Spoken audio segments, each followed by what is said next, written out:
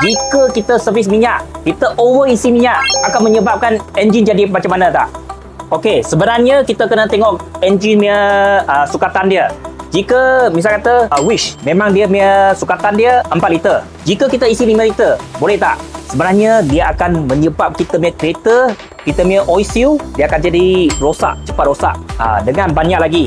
Ini akan mengkurangkan ruang pembakaran, menurunkan nasbah, memampat enjin, mempercepat kawasan pada silinder dan piston dan mengkurangkan jangka hayat kenderaan.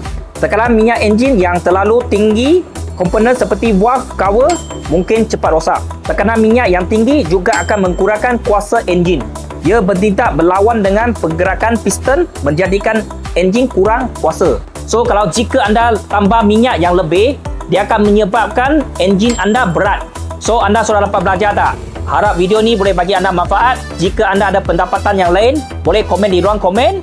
Dan juga jangan lupa follow. Thank you guys.